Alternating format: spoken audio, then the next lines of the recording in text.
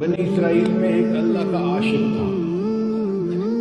اس نے دیکھا کہ سمندر کے اندر پہاڑ کی چوٹی نکلی ہوئی ہے۔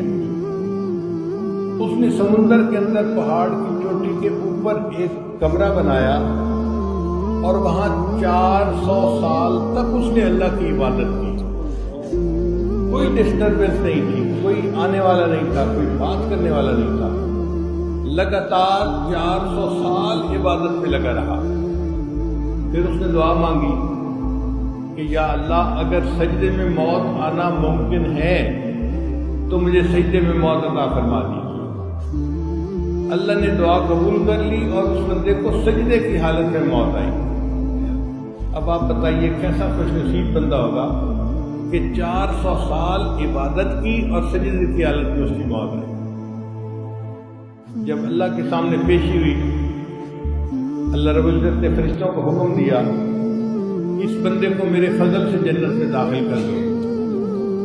اس نے کہا رب بعملی، اللہ میرے عملوں کی وجہ سے۔ اللہ نے پھر فرمایا بفضلی، میرے فضل کی وجہ سے اس کو جنت دے دو۔ اس نے کہا رب بعملی، اللہ میرے عملوں کی وجہ سے، میں نے 400 سال عبادت کی ہے۔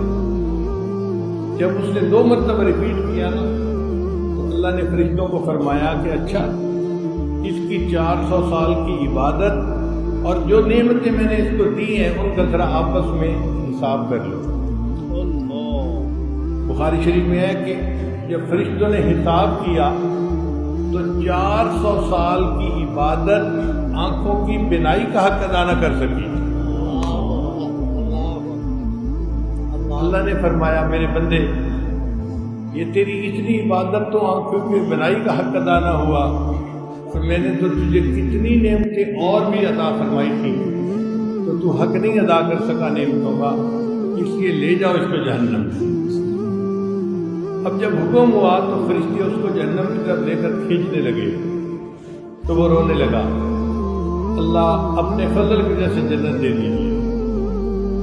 اللہ تعالیٰ کی رحمت متوجہ ہوئی، اللہ نے فرمایا اچھا، اس کو میرے فضل کی وجہ سے جنت عطا کر۔